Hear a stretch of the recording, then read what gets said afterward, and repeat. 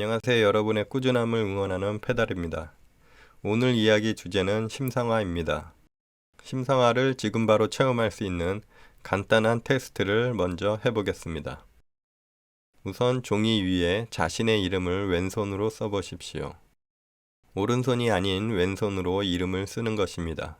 왼손잡이가 아니라면 상당히 어색하고 글씨가 잘 안 써질 것입니다. 이번에는 눈을 감고 상상 속에서 왼손으로 써보는 것입니다. 상상 속에서 왼손으로 자신의 이름을 천천히 3번 써보십시오. 이제 눈을 뜨고 종이 위에 왼손으로 다시 자신의 이름을 써보는 것입니다. 상상 속에서 글쓰기를 연습하기 전보다 한결 쉽게 이름을 쓸 수 있을 것입니다. 이러한 현상은 간단한 상상만으로 뇌 속의 신경세포와 시냅스가 변화를 일으켜 나타난 것입니다. 이것이 심상화로 얻게 되는 효과의 일종입니다. 심상화를 다른 말로 시각화, 이미지 트레이닝, 멘탈 리허설 등 다양하게 부르고 있습니다. 심상화는 목표를 상기하거나 소망을 실현하기 위한 도구로 쓰여지고 있습니다.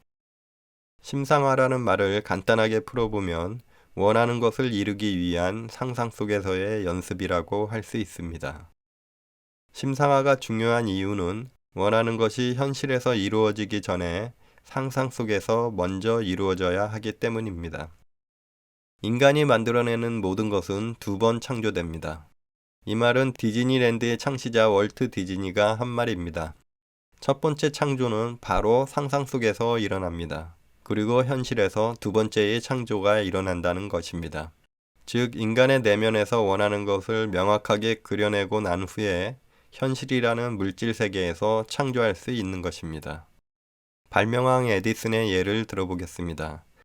에디슨이 어느 날 갑자기 전구를 발명해낸 것은 아닙니다.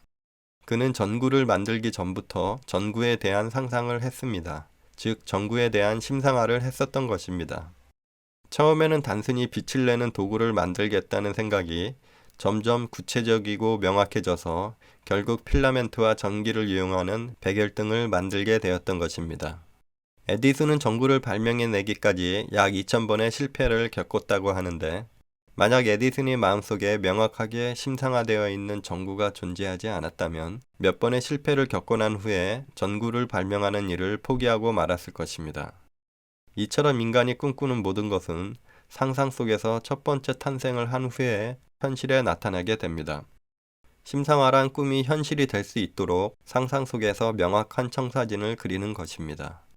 심상화를 하는 행위는 감각을 향상시키는 일입니다.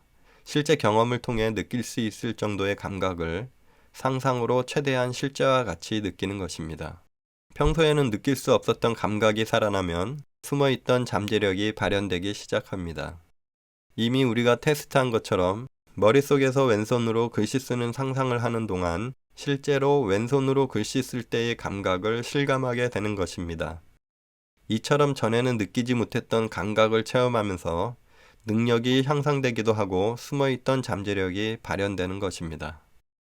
심상화는 잠재력을 발현시켜 최고의 역량을 발휘할 수 있을 뿐만 아니라 지속적인 동기부여와 강한 목표의식도 소유할 수 있게 해줍니다. 자신이 원하는 것을 성취해내는 데 능숙한 사람들은 무의식 중에 심상화를 하며 목표를 달성해 갑니다. 그들은 이미 심상화가 일상화되어 있습니다. 심상화를 잘할수록 목표 달성의 기간을 단축시키고 더 좋은 결과를 얻게 됩니다. 그렇다고 해서 심상화에 익숙하지 않은 사람들이 처음부터 심상화를 통해 효과를 보는 것은 쉬운 일이 아닙니다. 처음 한두 번은 시도를 해보겠지만 효과가 없다고 생각하고 포기하기 십상입니다. 이렇게 되는 이유는 심상화를 올바르게 하는 방법을 모르기 때문입니다. 다음 편에서는 올바르게 심상화할 수 있는 3가지 방법에 대하여 알아보겠습니다.